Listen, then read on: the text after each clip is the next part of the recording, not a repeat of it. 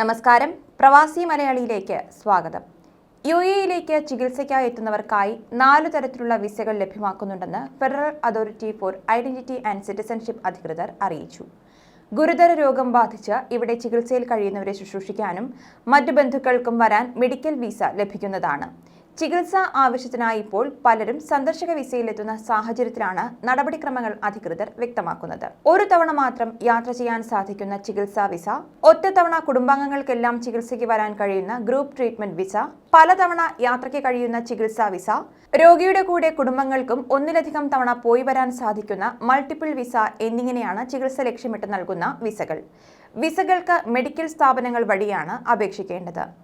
രോഗിയുടെ വിസയ്ക്ക് സർക്കാർ ആശുപത്രികളോ സ്വകാര്യ മെഡിക്കൽ സ്ഥാപനങ്ങളോ ആയിരിക്കണം സ്പോൺസർ. രോഗിയുടെ അഭ്യർത്ഥന മാനിച്ച് ഇത്തരം സ്ഥാപനങ്ങൾ വഴിയായിരിക്കണം എൻട്രി പെർമിറ്റിന് അപേക്ഷിക്കേണ്ടതെന്ന് അധികൃതർ അറിയിച്ചിട്ടുണ്ട്.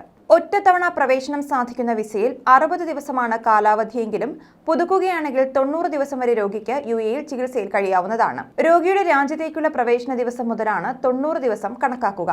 മൾട്ടിപ്പിൾ ട്രീറ്റ്മെന്റ് വിസയുടെ കാലാവധിയും 90 ദിവസമാണ്. എങ്കിലും ഈ കാലയളവിൽ പരിധികളില്ലാതെ യാത്ര ചെയ്യാൻ സാധിക്കും.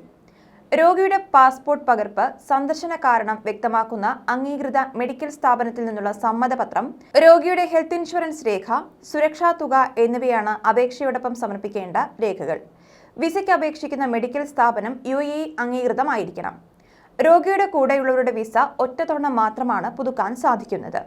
രോഗിക്ക് തുടർ ചികിത്സ ആവശ്യമാണെന്ന് തെളിയിക്കുന്ന സാക്ഷ്യപ്പെടുത്തിയ മെഡിക്കൽ റിപ്പോർട്ടും ഇതോടൊപ്പം നൽകേണ്ടി വരും. Abu Dhabi, Sharjah, Ajman, Umm al Quwain, Ras al Khaimah, Fujairah എമിറേറ്റുകളിലുള്ളവർക്ക് federal authority for identity and സിറ്റിസൺഷിപ്പിന്റെ ഈ ചാനലുകൾ വഴിയും ദുബായിലുള്ളവർക്ക് എമിഗ്രേഷൻ ഡിപ്പാർട്ട്മെന്റിലും വിസകൾക്ക് അപേക്ഷിക്കാൻ സാധിക്കും. ന്യൂസ് ഡെസ്ക്, പ്രവാസി മലയാളി.